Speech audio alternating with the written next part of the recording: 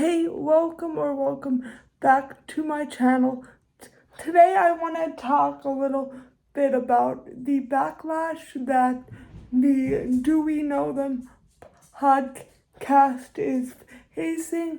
Now, if you don't know what the Do We Know Them podcast is, it's a podcast.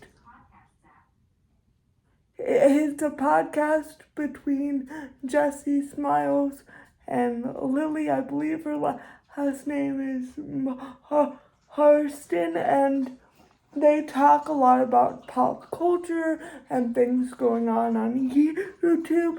And they did an interview with Johnny Silvestri. It was probably about a month or two ago now. What even is time? I don't know. But so they're facing backlash, and if you could hear my dog drinking water, I apologize, but doggies do need to hydrate. So yeah. But so if you don't know, Johnny has been outed for lying about things that Joshua David Evans did to him and calling him a groomer.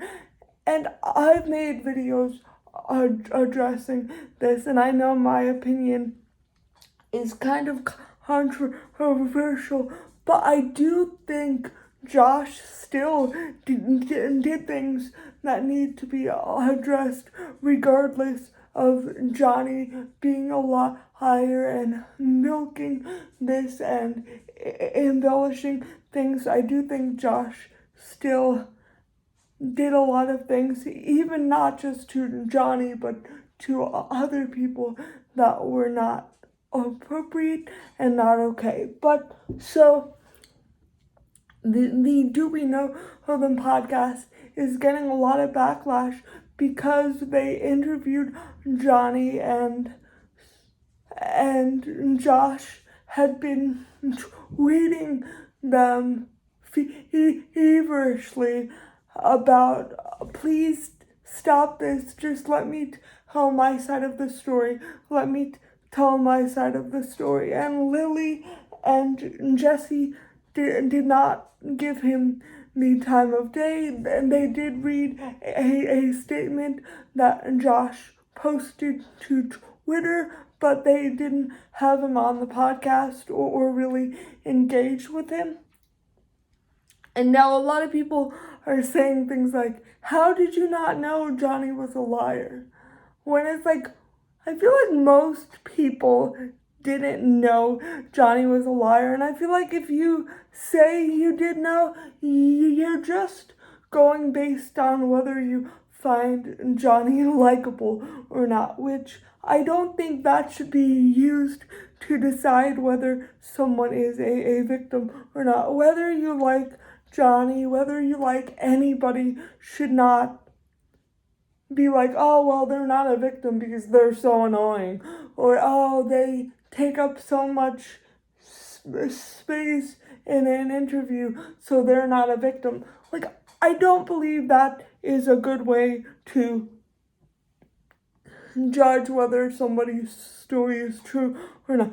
But even so, I think a lot of people are criticizing Jessi and Lily for kind of giving a half-assed apology and being like, we're sorry, but at the same time, Joshua still did things that are bad, so we're not sorry for like accusing him of those things. And I get why people are upset, because when we think about an apology, we think about, you're not really supposed to deflect the blame onto the person you're apologizing to.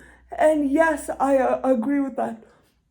But in this very specific instance, I understand it, because Joshua and Colleen allegedly had minor fans hanging out with them in a hotel room one time. Joshua would lurk in tiny chats while minors were video chatting. Allegedly, he would lurk there for hours without letting them know he was there. And these are things Joshua has never denied, and some of these things Joshua has even admitted to doing, and even just giving Johnny, an underage fan, his phone number. To me, that's not something you should do. And I know people make the argument, well, back in the OG days of YouTubers did that all the time. They would interact with fans in a different way, in a way that we would now consider inappropriate.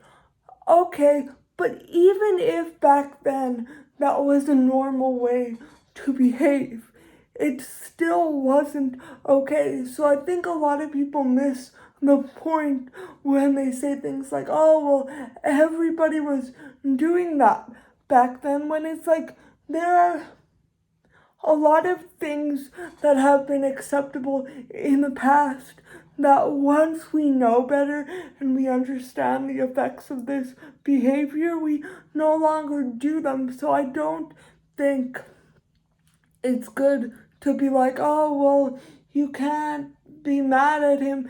And I'm not saying Josh is a groomer, but what I am saying was he was very inappropriate with fans in the past. And I know he's not on YouTube anymore and he wants to stay away from the spotlight.